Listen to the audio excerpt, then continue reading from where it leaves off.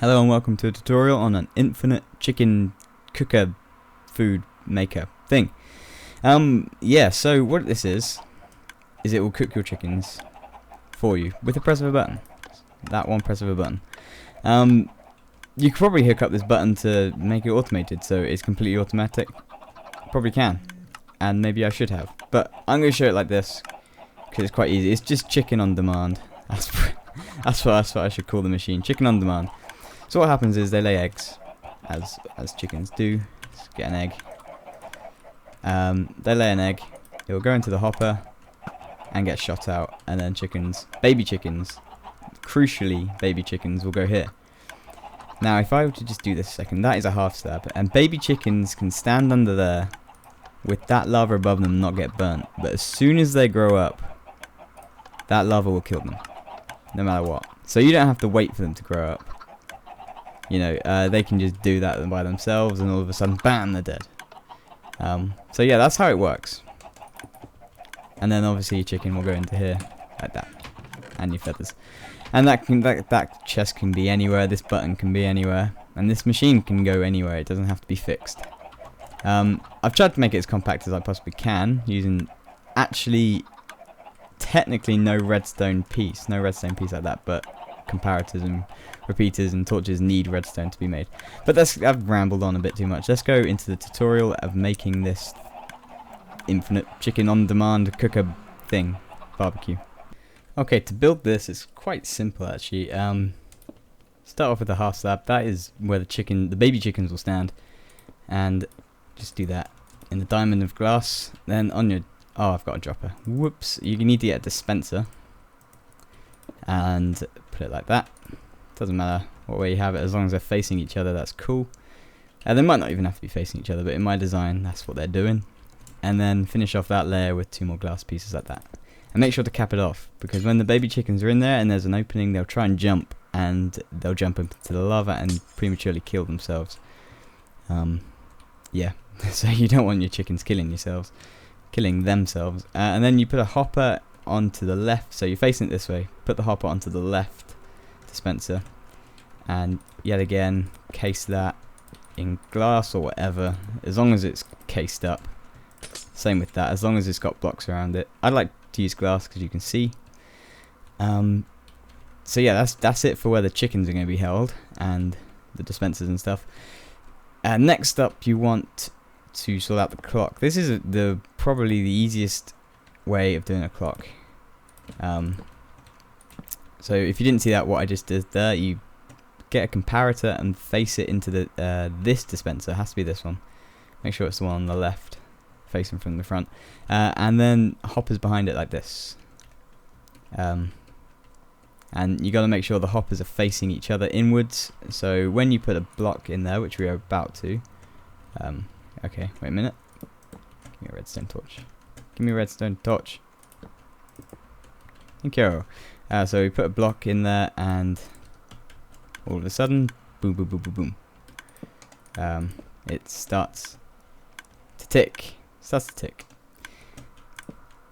And that will fire out the eggs, because this is just going to be eggs in here, unless a chicken dies, and it'll be feathers. But that's actually, if a chicken dies in there, it will just get fired out into here and put into hoppers, which we're about to do now actually.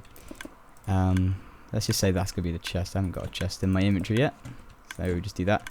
So what you do, you put it under the half slab. The trick with half slabs is that items will fall on it, and hoppers will still be able to pick them up if you've got one underneath it. And make sure the hoppers are facing this way, and then we can get a chest out. A chest. It could be an ender chest as well. So if you don't want to hear this noise from your base, you can just have an ender chest there, and you know, or even have a watch. Well, yeah, you can have a long line of hoppers if you don't want to hear the noise, but the noise isn't so bad. It's actually terrible. I lie. Alright, so next up is activating the lava, and you want to do that and place a button on it, and to the right of that block put one of these. I will put a link to this guy. I don't know if it was his design, but this is where I got it from, so it seems like it's only right to give him credit. Give credit where credit's due. So basically it's close to this, but if you didn't see what I did, we put a button which does that. Turns that off for 15 ticks. I think a button is for 15 ticks. I think. And yet again, if I were just to get a redstone torch, I'll put a redstone torch in here, and it will stay in there, unlike that one, because that is powering this. I press the button, and it goes back and forth, back and forth.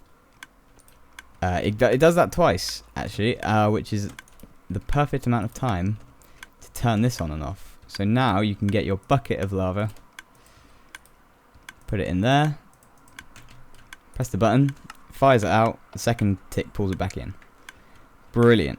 So that is that. That is actually it. That's all you need to do. It's quite simple. And you could put this anywhere. Literally anywhere. You don't even need the glass. You can just dig into a wall and use the natural stuff. But that's basically it. Now if I just get chickens in there, I can show you what happens. It's chickens. So let's get a couple of chickens up in here. We're going to have to wait 5 minutes for them to start laying their eggs. Let me get up in there. I hate it when they're all in the same pile. Spread that up. So yeah, they'll be laying eggs. Is he actually out? He's actually out. Oh no. Whoops. Alright. They can be free.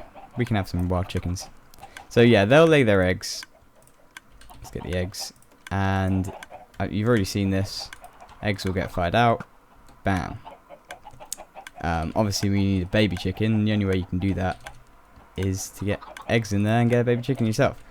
So it will just keep firing out. And yeah, there you go, baby chicken.